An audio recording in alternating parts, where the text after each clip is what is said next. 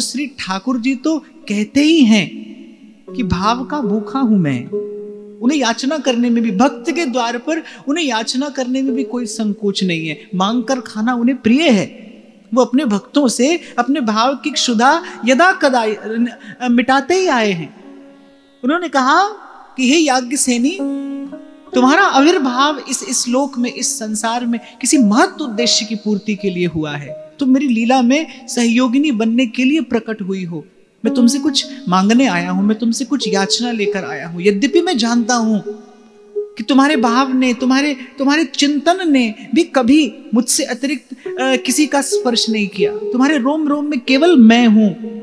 तुम्हारी प्रत्येक श्वास प्रश्वास, तुम्हारे हृदय का एक एक स्पंदन केवल एक ही नाम कहता है, सुनता है, जानता है, गाता है, कृष्ण कृष्ण कृष्ण हे, कृष्ण कृष्ण कृष्ण हे, कृष्ण हे कृष्ण हे, कृष्ण हे कृष्ण हे।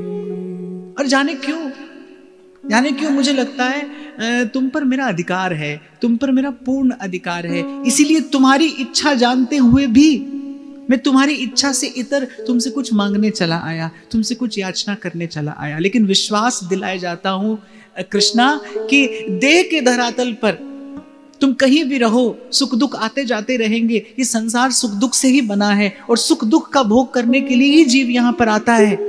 सुख दुख तो जीवन में आते जाते रहेंगे, पर मैं विश्वास दिलाए जाता हूं, मैं विश्वास दिए जाता हूं तुमको कि आज से तुम्हारी चेतना का एक तार मुझसे सदा जुड़ा रहेगा। तुम जैसे ही नेत्र मूंद कर और अपने हृदय में देखोगी, मुझे ही मुस्कुराता पाओगी। तुम्हारे जीवन पथ पर तुमसे एक पग आगे भी मैं मिलूंगा और तुम्हारे पीछे भी कहीं मैं ही चलता हूं, तुम्हारे पीछे भी मैं ही चलता हूं, मैं ही चलूंगा।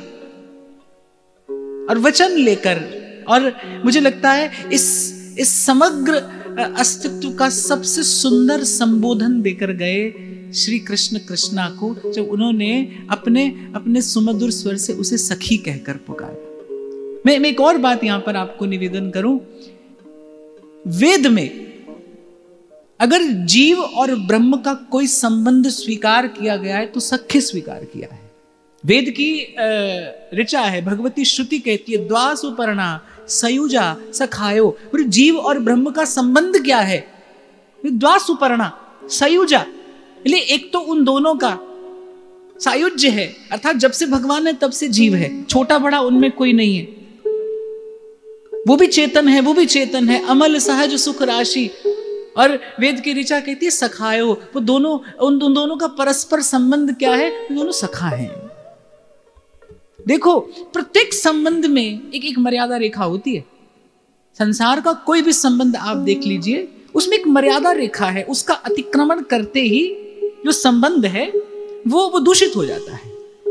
मैं तो यहां तक भी देखता हूं कि पति और पत्नी के संबंध में भी, जहां देह के मध्य में कोई आवरण नहीं रहता, वहां भी मन में और अंतर में कहीं ना कहीं कुछ रहता है जो एक दूसरे से नहीं बांटा जाता, नहीं बांटा जा सकता। संबंध की मर्यादा बनाए रखने के लिए कुछ ऐसा होता है जो नहीं बांटा जाता, नहीं बांटा जा सकता। पर मुझे लगता है कि अगर सर्वथा निकट का कोई संबंध संसार में है ना, तो वो सख्य है। एक मित्र से आप कुछ भी कह सकते हैं, किसी भी स्थिति में, कैसी भी अवस्था में मित्र आपको स्वीकार करता है। शायद इसीलिए हमारे श्री महाप्रभु जी ने जिस संबंध से उस नित्य सत्य प्रेम तत्व की, परम तत्व की उपासना की, उस संबंध को कहा सखी भाव। सखी है, सहचरी है। अच्छा, और एक और बात भी मैं आपको निवेदन करूं, सख्य में सभी भाव सम्मिलित होते हैं। आप कभी वाणी का चिंतन करें तो आप देखेंगे कि जब सखियां प्रियालाल को भोजन पवाती है ना, तो उनमें माता का सा वात्सल्य प्रकट हो जाता है। वो जब श्रृंगार करती हैं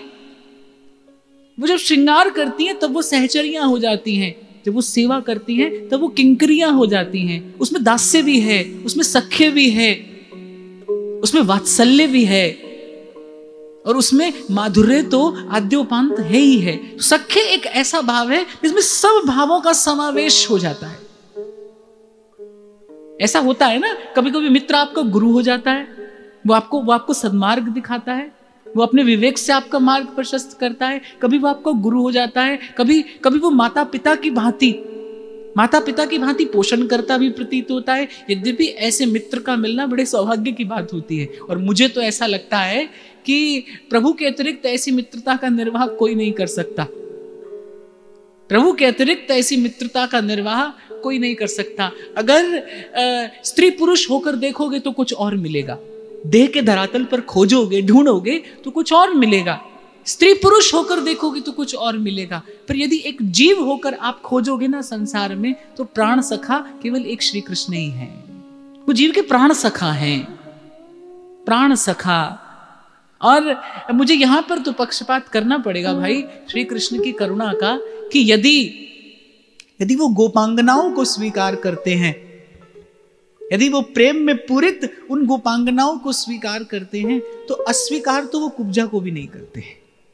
स्वीकार तो उन्होंने उसे भी किया, मनोरथ तो उन्होंने उसका भी पूर्ण किया। महापुरुषों ने उसे किसी भी दृष्टि से देखा हो, महापुरुषों ने, सुखदेव जी महाराज ने भी कुछ ऐसा ही कहा श्रीमद् भागवत में। महापुरुषों ने कुब्जा को किसी भी दृष्टि से देखा हो, पर भाई हम यदि खोजने जाएंगे, तो कम से कम मैं यदि अपनी बात करूं, तो हम तो अपने आप को उसी के भाव के कहीं निकट पाते हैं। तो मन में एक संतोष है, मन को एक प्रोत्साहन मिलता है कि यदि उसकी स्वीकृति हुई तो हमें भी स्वीकार किया जाएगा। तो श्री कृष्ण है जो किसी को भी स्वीकार करते हैं, वो प्राणी मात्र के सखा हैं, वही प्राण सखा हैं, वो प्राण सखा है। तो जैसे ही श्री कृष्ण ने अपनी उस अमृतमयी वाणी से द्रौपदी को सखी कहा ना, ऐसा लगा कि जैसे जीवन के भूत भविष्य के सब प्रश्नों का उत्तर द्रौपदी को मिल गया। एक और बात यहां पर कहकर आगे बढ़ूंगा कि प्रेम के मार्ग पर यदि प्रियतम की स्वीकृति मिल जाए, प्रेम के मार्ग पर यदि प्रियतम स्वीकार कर ले, फिर इससे बड़ा बल और कोई नहीं है। फिर किसी और बल की, किसी आश्रय की, किसी आधार की आवश्यकता नहीं है। संत तो कहते हैं सोई सुहागन पिए जा पे रीझ है।